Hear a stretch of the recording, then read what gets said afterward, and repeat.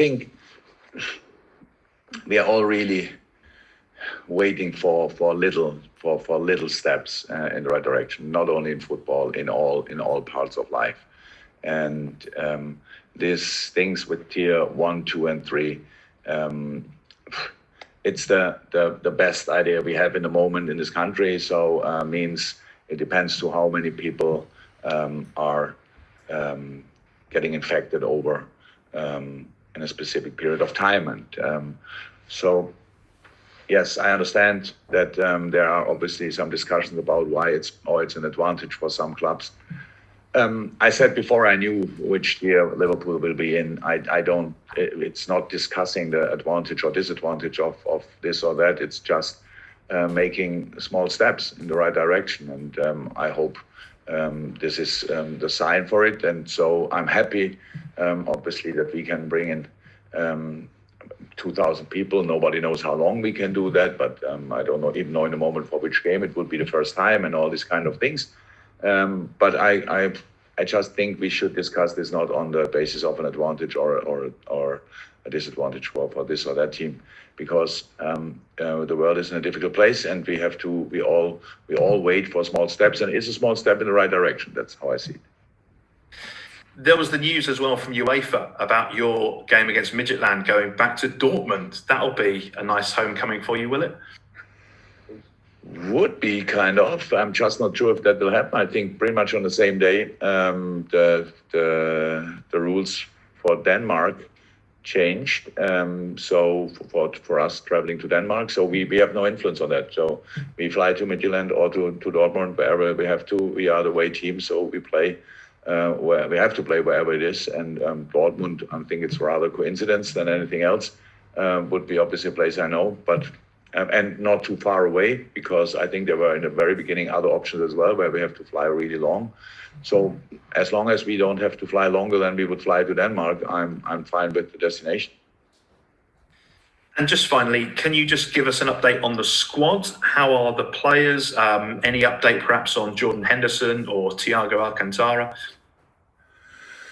Hendo trained yesterday at parts of team training and then had done his individual session. So we have to see what we do with that. All the other players who played now, they are still in recovery. So that's how it is. And when you have only this few days in between, and so we have to make late decisions. So if you would ask me now, which will be your lineup, and I would be in the mood to tell you, I couldn't. Because I make this decision as late as possible, because I have to wait for the medical department telling me who looks like ready. And then we have from now on another 25 and a half hours roundabout to make sure that that we bring the fittest and freshest players on the pitch. Fantastic. Okay, Mandy from PLP, and then we go to James Mountford after Mandy's two for BBC Merseyside. Hi Jurgen, Brighton to win at home this season, but how impressed were you with the way that they played against Aston Villa last weekend?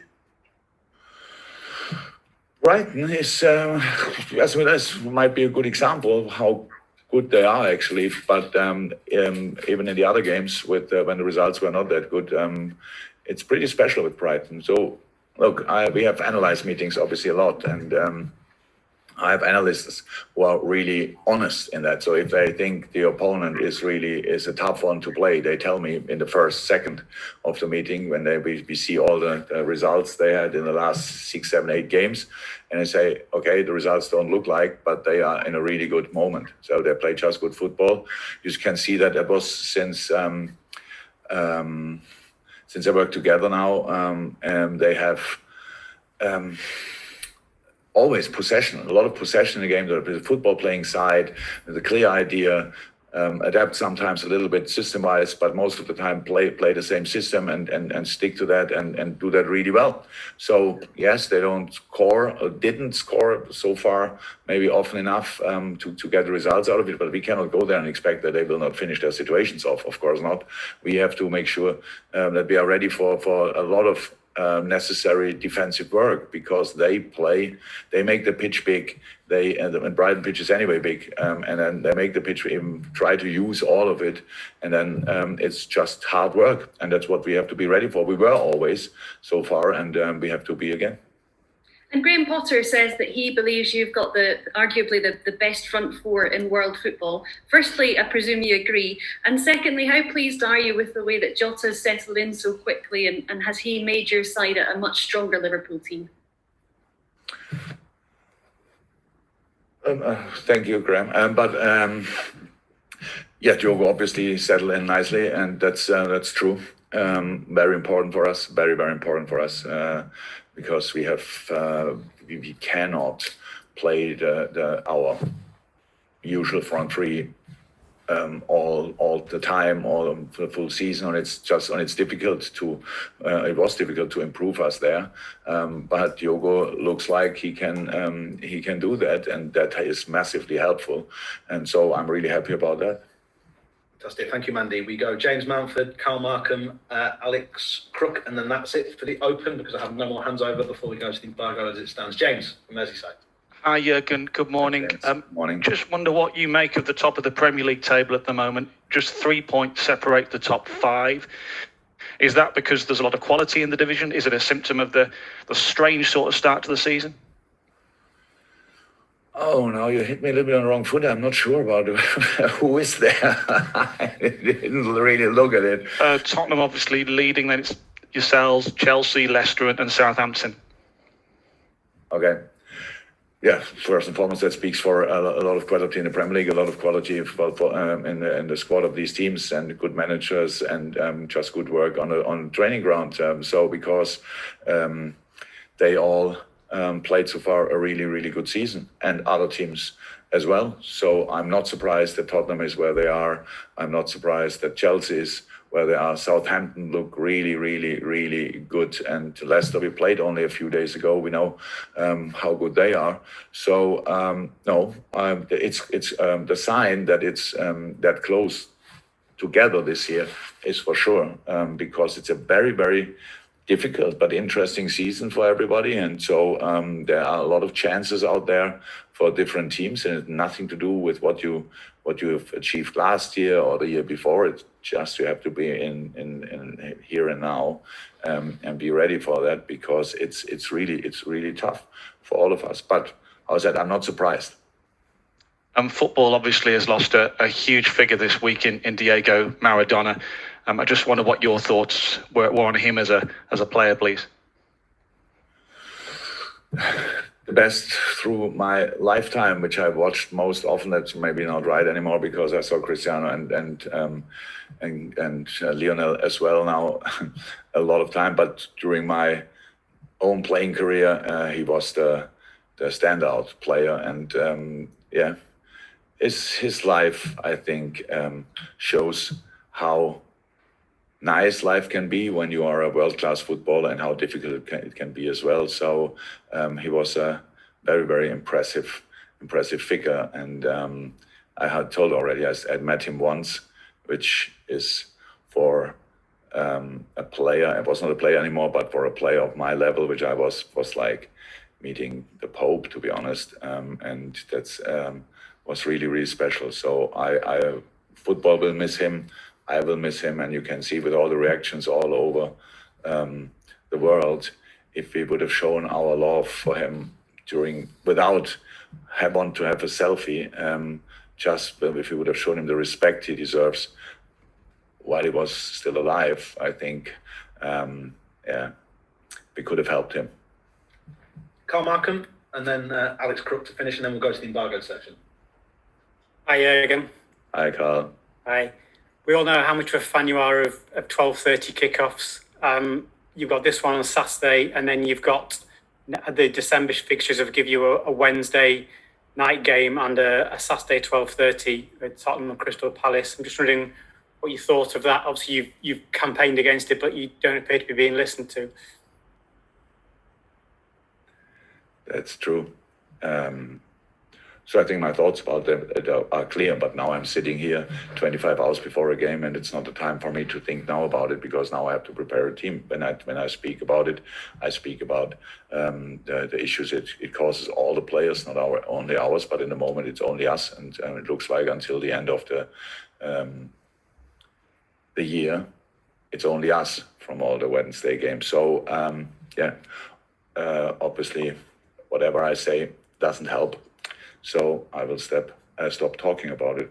That's how it is. Will change nothing. If you speak and change nothing, why should you speak then? It's just waste of time. Okay, so you're basically giving up on the argument, are you? Do you feel there's nothing you can do, or there's nothing collectively you might be able to do as managers or clubs or anything? The last thing I wanted to do is create a headline, and now you said I gave up. But it would be then probably the headline. So, but look, I speak about these things in a general way, because it's a general problem, and so how I said, in this moment we play in 25 hours. It's not my problem. My problem is to prepare a team. So that we got the only other spot from now until December is a fact. So when you play Wednesday and then the next one is on 12:30, you have to ask other people why they do that. I don't have the answer, obviously, because we are not involved in these decisions. Okay, just quick one then for me. Alisson could play his 100th game for the club on Saturday. I'm just wondering how important, with all the changes you've had to make in defence, changing your back four quite a lot, how important having someone like him behind them it has been. After 100 games for Liverpool, I don't have to speak about the importance of Ali. It could have been already more. But I would say 99 good ones so far. So I can't remember a game where he was not spot on. So that's good. And of course, it's important when you have a world-class goalkeeper, you want to have him in your goal. The more often you can do that, the better it is for us. And so I'm very happy. Okay, Alex Crook, and then if the guys for the embargoed section can put their hands up, we'll go to that next. Alex. Good morning, Jurgen. Hi, Alex. Obviously, this game will be a reunion with Adam Lallana. I just wondered how much respect and admiration do you have for what he did as a Liverpool player? Thank God I said it already when he left, and we still miss him. But it's not easy to miss Adam Lallana, because pretty much everybody here in the club has still contact with him.